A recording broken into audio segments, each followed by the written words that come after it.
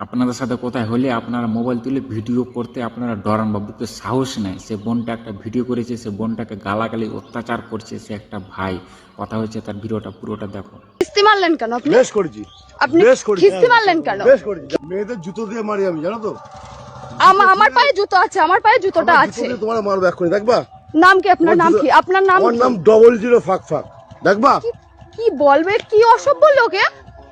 জুতো দিয়ে মেয়েদের আমি মারি, দেখবা? এবার কাজের সূত্রে এসে আমি ফেরার পথে ভ্যান কিংবা টোটো পাচ্ছিলাম না বলে আমি ওইখান দিয়ে একটা ভ্যান, অনেকক্ষণ হাঁটার পরে একটা ভ্যান পাই। তাতে একটা লোক মদ খেয়ে আগে থাকতে উঠেছিল, সেটা আমি বুঝতে পারিনি। এবার ওঠার পরে কিছুক্ষণ পরে ওই লোকটা আমার গালিগালাজ করে, আমার গায়ে হাত দেওয়ার চেষ্টা করে। এবার আমি তারপরে আমার ফোন বের করে আমি পুরো ভিডিওটা করি এবং আমার সোশ্যাল মিডিয়া অ্যাকাউন্টে। মেয়েটার সাথে এরকম করলে কেন? মেয়েটার সাথে এরকম করলে কেন? আমি সুস্থ ছিলাম না তখন। কি কি খেয়েছিলে তখন? প্রচুর ড্রিঙ্ক করেছিল। আমি সুস্থ থাকলে এগুলো করতামই না। আপনি কি স্কুল মাস্টার? না, আপনি কিসের চাকরি করে? Labour department. সরকারি চাকরি করে? তো এরকমটা করলেন কেন? আমি জানি না কেন যে হয়ে গেল এগুলো, আমি নিজেও এখনো বুঝতে পারছি না কেন হলো এগুলো। আমার গাড়িটা আমার সঙ্গে থাকলে এগুলো হতো না, এই ভ্যানে যেই আমার অপরাধ হয়ে গেছে।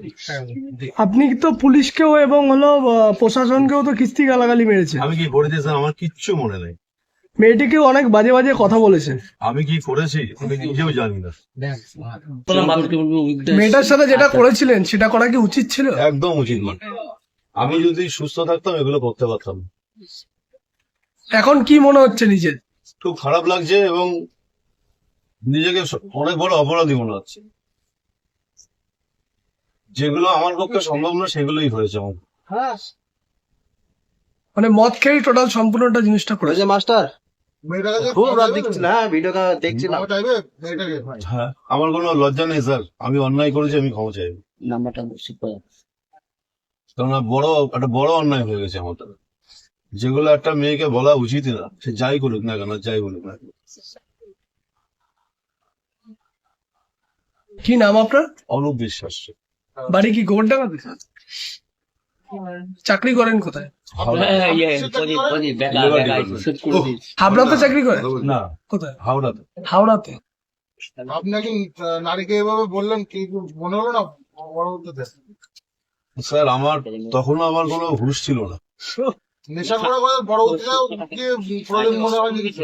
হ্যাঁ, আমার তখন নিজেকে আর মুখ দেখানোর মতো জায়গা নেই, এরকম একটা অবস্থা আমার নিজের মধ্যে তৈরি হয়েছে। কথা হচ্ছে সে ভাইটা যে কথা বলছে, আমি দারু খেয়ে অবস্থায় ছিলাম, তার জন্য গালাগালি অত্যাচার আচরণ করেছে সে বোনটার উপর, সে কথাগুলো বলছে। তো কথা হচ্ছে তুমি দারু খেয়ে তুমি বেহুঁশে থাকবা, তুমি কাউকে কাতিল করে মেরে ফেলে দেবে, এটা কোন ধরনের কথা? হ্যাঁ, তুমি ধরলা দারু খেয়ে আসো, তুমি গালাগালিজ করেছো, তোমার জ্ঞান নেই, হুঁশ নেই, তুমি কিচ্ছু জানো না, তুমি দারু খাওয়ার অবস্থায়, তুমি দারু খাওয়ার অবস্থায় তুমি তো বাইক চালাবা, কেউ ভাই ধরলা সাধারণ পাবলিক রাস্তায় হেঁটে গেছে, তুমি ওকে চাপিয়ে মেরে ফেলে দিবা, এটা কোন ধরনের কথা? হুম, তুমি দারুকে কাউকে ডাইরেক্ট মেরে ফেলে দিবা, তুমি কোনো সামান নিয়ে, এটা কোন ধরনের কথা? তোমার যখন জ্ঞান নেই তুমি দারু খাইছো কেন তাহলে? হ্যাঁ, দারু খাইছো তো খাইছো, তোমাকে সরকার লাইসেন্স কেন দিচ্ছে? তুমি সরকারকে বলতে পারো না আমি দারু খেয়ে আমার জ্ঞান হারিয়ে যাচ্ছে, আমি এই সাধারণ পাবলিক কাউকে মেরে দেবো, ক্ষতি হয়ে যাবে। সে বোনটাকে তুমি গালি দিচ্ছ, তখন তুমি বলছো আমি দারু খাওয়ার দোষ, আমি দারু খেয়েছি তার জন্য আমি হোঁশ ছিল না, আমি তাকে গালি দিয়েছি না, তো আমাকে কখনো করতাম না এটা কাজ। কথা হচ্ছে এটাই কি দারুর জন্য দেখো কখনো কখনো বেশি এমন দাঙ্গা হবে না, তখন কি বলবে দারুর দোষ, বেহোশ ছিল, কিছু হোঁশ ছিল না। তো ওটাই বলি এখনো সাবধান হয়ে